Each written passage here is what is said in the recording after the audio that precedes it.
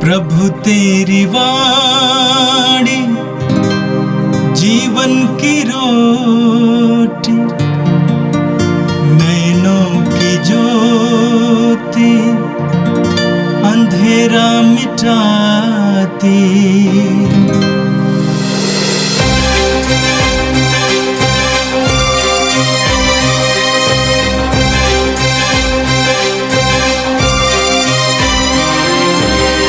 प्रभु तेरी वाणी जीवन की रोटी, नैनों की ज्योति अंधेरा मिटाती।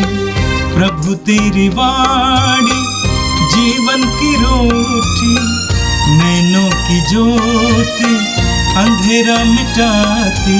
वाणी वाणी वाणी वाणी वाणी पवित्र है, शाश्वत है, जीवन का मन्ना है। 25 अक्टूबर मंगलवार। पहला पाठ इफिसियों के नाम संत पौलुस का पत्र, अध्याय 5, पाठ संख्या 21 से लेकर 33 तक। यह एक महान रहस्य है। वह मसीह और कलीसिया की ओर संकेत करता है। हम मसीह के प्रति श्रद्धा रखने के कारण एक दूसरे के अधीन रहें। पत्नी प्रभु जैसे अपने पति के अधीन रहें। पति उसी तरह पत्नी का शीर्ष है जिस तरह मसीह कलीसिया के शीर्ष हैं और उनके शरीर के मुक्तिदाता। जिस तरह कलीसिया मसीह के अधीन रहती है, उसी तरह पत्नी को भी सब बातों में अपने पति के अधीन रहना चाहिए। पतियों, अपनी पत्नी को उसी तरह प्यार करो जिस तरह मसीह ने कलीसिया को प्यार किया है। उन्होंने उसके लिए अपने को अर्पित किया है, जिससे वह उसे पवित्र कर सके और वचन तथा जल के स्नान द्वारा शुद्ध कर सके, क्योंकि वह एक ऐसी कलीसिया अपने सामने उपस्थित करना चाहते थे जो महिमामय हो, जिसमें न दाग हो, न झुर्री और न कोई दूसरा दोष, जो पवित्र और निष्कलंक हो। पति अपनी पत्नी को उसी तरह प्यार करें मानो कि वह उसका अपना शरीर हो। कोई भी अपने शरीर से बैर नहीं रखता, उल्टे वह उसका पालन पोषण करता है और उसकी देखभाल करता रहता है। मसीह कलीसिया के साथ ऐसा करते हैं क्योंकि हम उनके शरीर के अंग हैं। धर्म ग्रंथ में लिखा है, पुरुष अपने माता पिता को छोड़ेगा और अपने पत्नी के साथ रहेगा और वे दोनों एक शरीर हो जाएंगे। यह एक महान रहस्य है। मैं समझता हूँ कि यह मसीह और कलीसिया के संबंध की ओर संकेत करता है। जो भी हो, आप लोगों में हर एक अपने पत्नी को अपने समान प्यार करें और पत्नी पति का आदर करें। यह प्रभु की वाणी है। संत लूकस के अनुसार प्रभु यीशु का पवित्र सुसमाचार, अध्याय 13, पद संख्याएं 18 से 21 तक। यीशु ने कहा, ईश्वर का राज्य किसके सदृश है? मैं इसकी तुलना किससे करूं? वह उस राई के दाने के सदृश है जिसे लेकर किसी मनुष्य ने अपनी बारी में बोया। वो बढ़ते बढ़ते पेड़ हो गया और आकाश के पंछी उसकी डालियों में बसेरा करने आए। उन्होंने फिर कहा, मैं ईश्वर के राज की तुलना किससे करूं?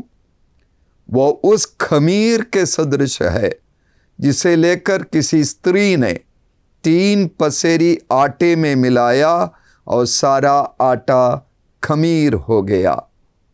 यह प्रभु का पवित्र सुसमाचार है। क्रिस प्रभु की जय।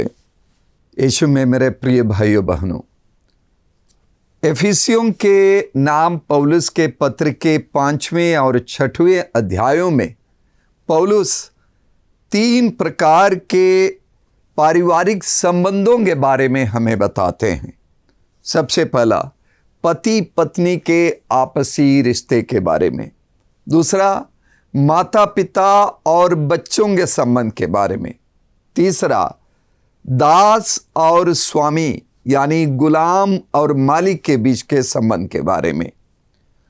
और इन तीनों तरह के संबंधों के बारे में बोलने पर पौलुस के मन में 2 प्रकार के उद्देश्य है। सबसे पहला कि परिवार सुव्यवस्थित हो और कलीसिया भी सुव्यवस्थित हो।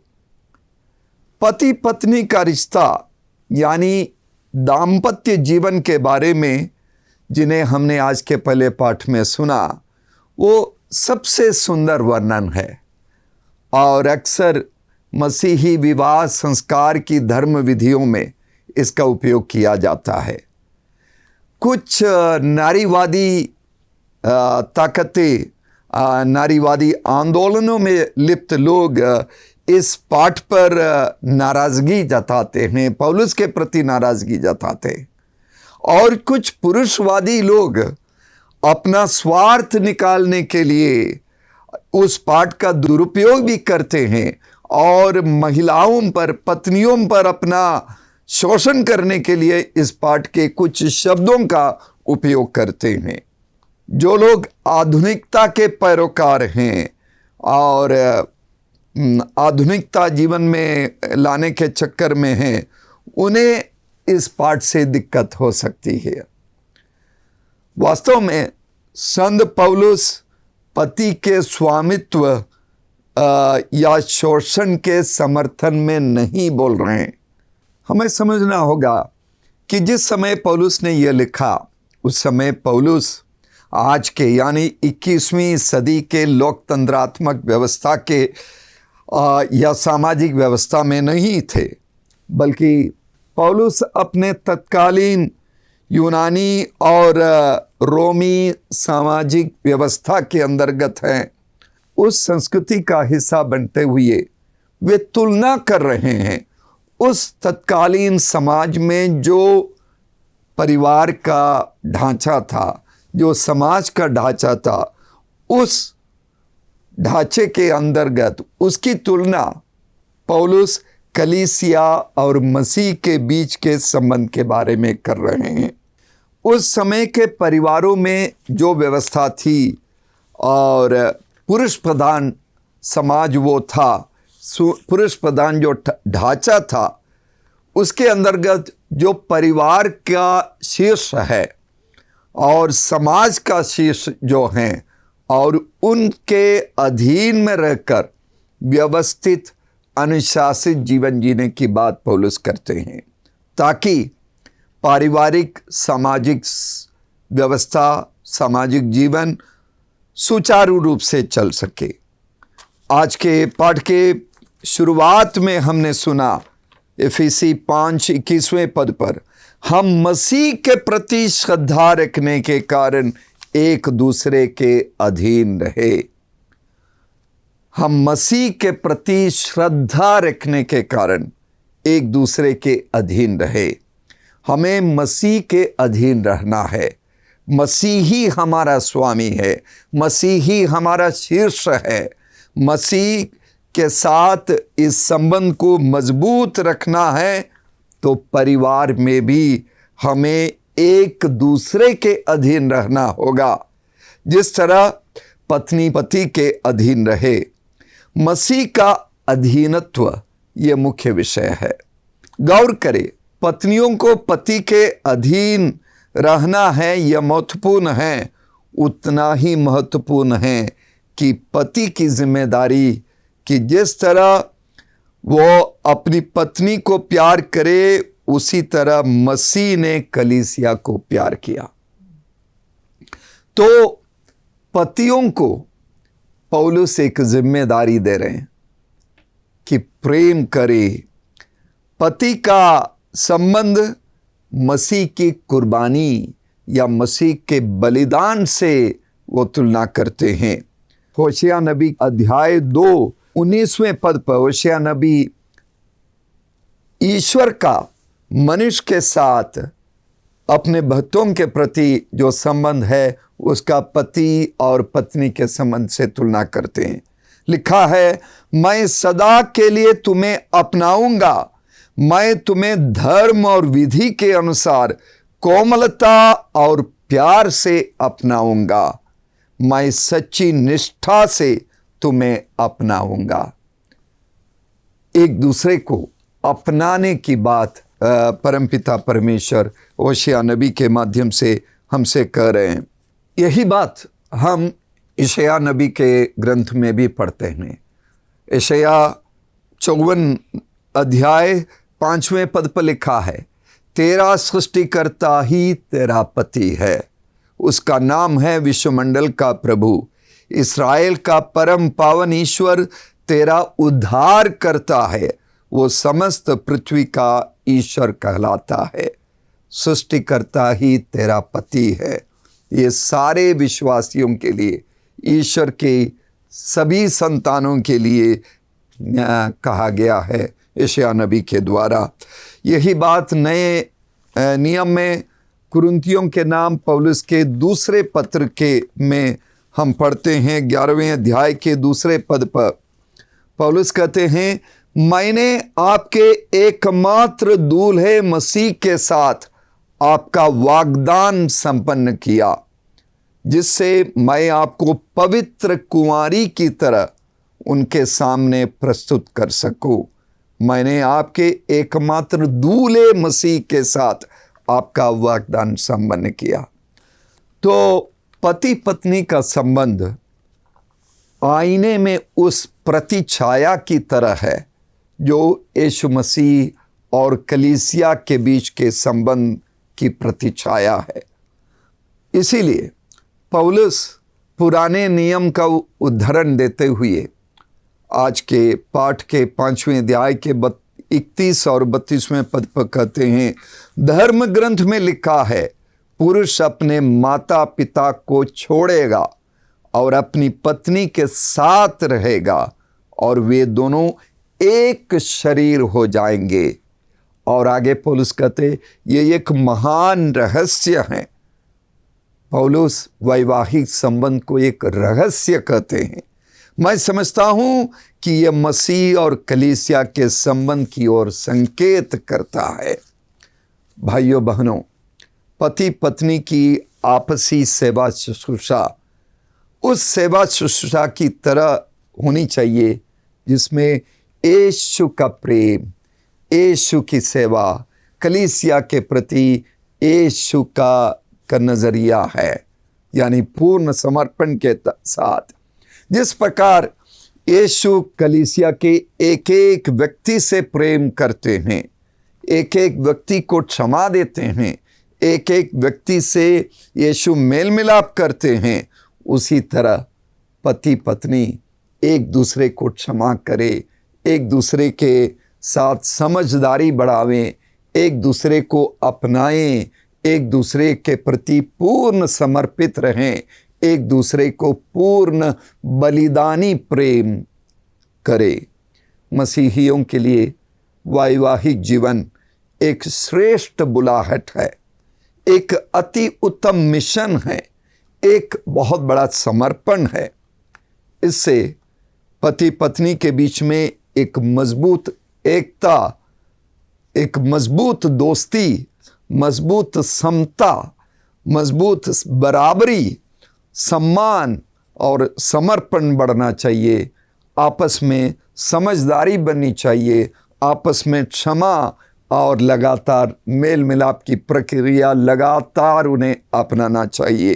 पौलुस कहते हैं कि पति और पत्नी दोनों को एक शरीर और एक आत्मा बनना चाहिए। एक बार गिरजाघर में लोग आपस में चर्चा कर रहे थे। किसी ने कहा, हम इतने सालों से आते हैं, प्रार्थना करते हैं, बराबर हर इतवार को आते हैं, हमें क्या मिला है? हमारे जीवन में कोई परिवर्तन नहीं हुआ। हम जैसे थे वैसे ही है। हम एक दूसरे को भी देख रहे हैं, समाज में कोई परिवर्तन नहीं हो रहा, और इसीलिए बार बार प्रतिदिन आना ये बेकार है। तो लोगों ने अपने अपने विचार व्यक्त किए। कुछ लोगों ने उस व्यक्ति से सहमति जता ली। एक 85 साल का एक बुजुर्ग था। उसने कहा, मैं पिछले 60 वर्षों से विवाहित हूँ। 60 वर्षों से मैं अपनी पत्नी के साथ रहता हूँ।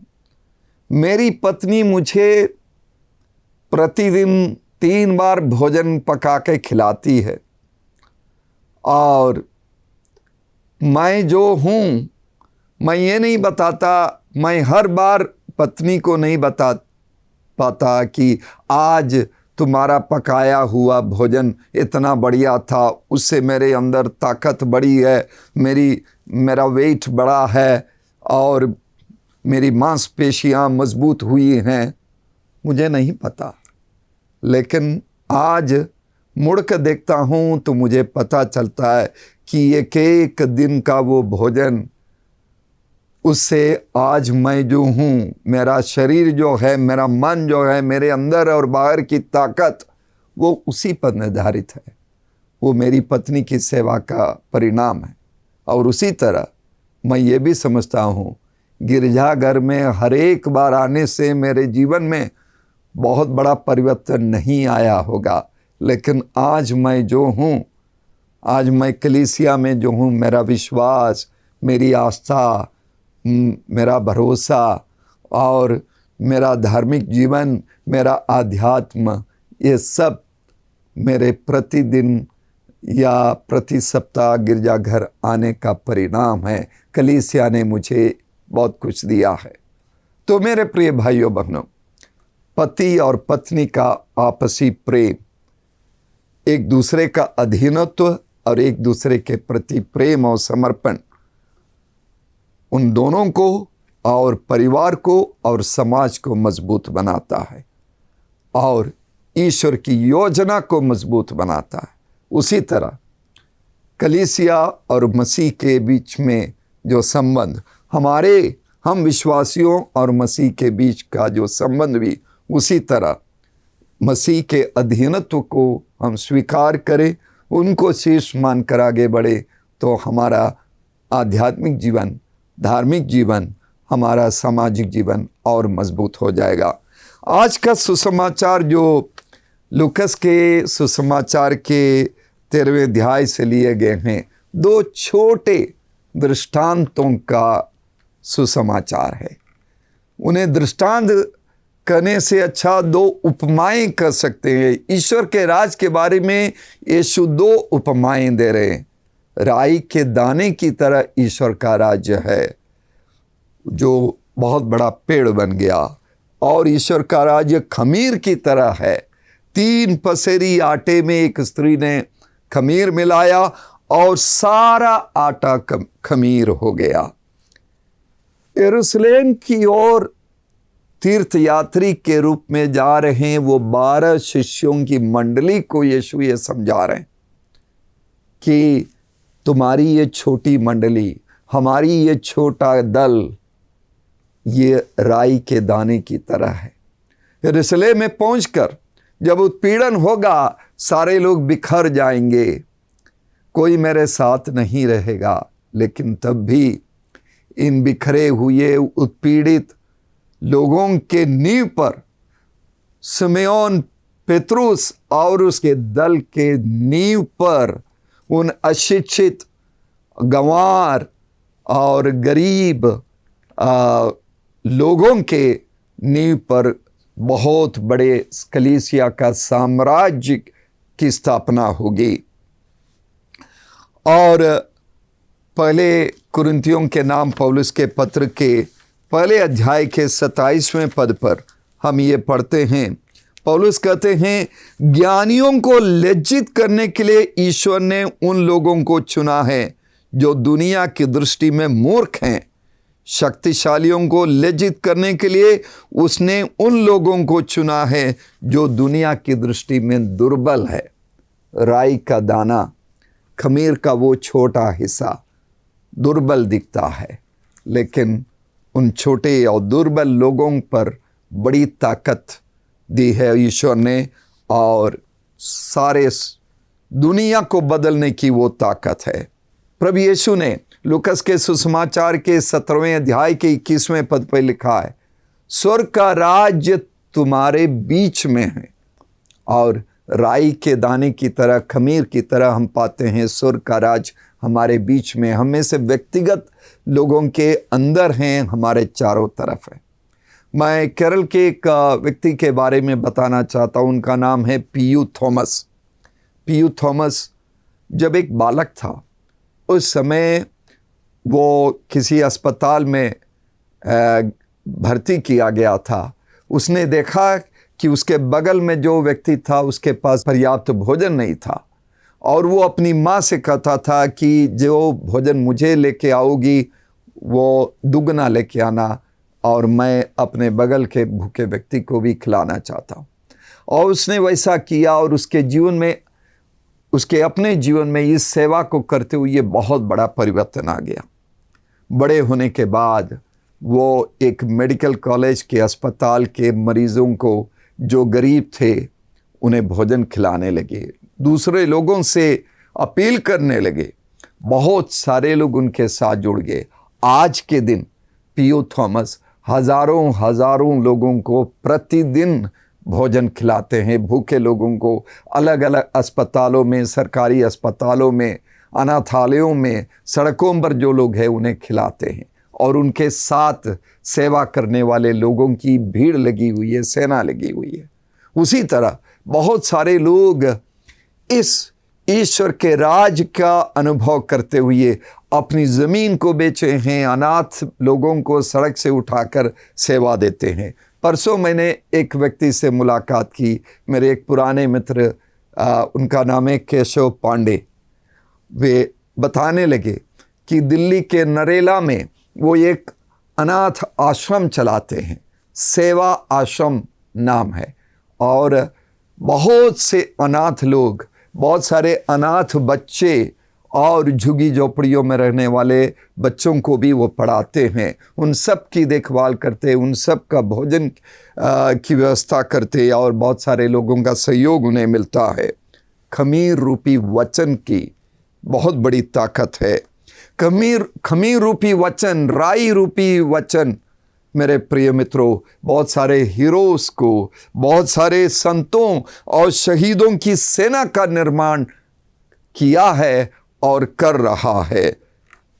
हम जो कुछ करते हैं, चाहे हम छोटे ही कार्य करें, यदि हम समझें कि ये हम ईश्वर के प्रति करते हैं, ईश्वर को समर्पित करें, मेरे प्रिय मित्रों, ये राई के पेड़ का रूप ले लेगा, खमीर रूपी आटे का रूप ले लेगा, वो बड़ा हो जाएगा, ईश्वर की दृष्टि में वो बहुत ही प्यारा हो जाएगा। और मसीहियत, मेरे प्रिय भाइयों बहनों, दुनिया की सबसे बड़ी क्रांति है। यदि हम इस सच्चाई को समझे कि मसीह के वचन में शक्ति है, ईश्वर के राज्य में बहुत बड़ी ताकत है, वो सबसे बड़ी क्रांति है, और आज और आगे भी इसकी ज़रूरत है। हम और आप जिस किसी भी कार्य को करें, जिस किसी भी पेशे को अपनाएं, हम इस सत्य को समझें और उस सत्य को समझते हुए सेवा के, अच्छे वचन के, मिठास भरे बोली के, राई के दाने को आगे बढ़ाएं, और छोटे से खमीर का छोटा सा हिस्सा अपने जीवन में और अपने चारों तरफ के लोगों के जीवन में फैलाएं, तो ये ईश्वर के राज का, सेवा का, प्रेम का बहुत बड़े वृक्ष का रूप ले लेगा। आइए हम प्रार्थना करें। सर्वशक्तिमान प्रेमी पिता ईश्वर, तेरे पवित्र वचन के लिए, यीशु के द्वारा हमें दिए गए ईश्वर के राज के लिए हम तुझे धन्यवाद देते हैं, तेरी स्तुति करते हैं। हम अपने परिवारों के लिए प्रार्थना करते हैं प्रभु।